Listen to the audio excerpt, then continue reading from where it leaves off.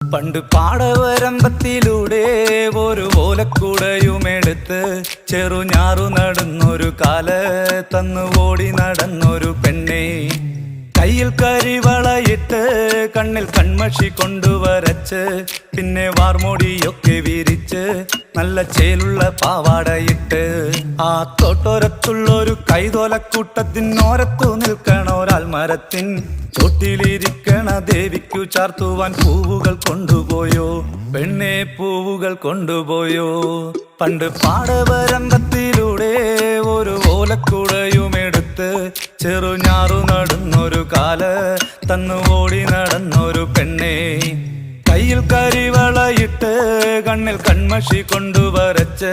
പിന്നെ വാർമോടിയൊക്കെ വിരിച്ച് നല്ല ചേലുള്ള പാവാടയിട്ട്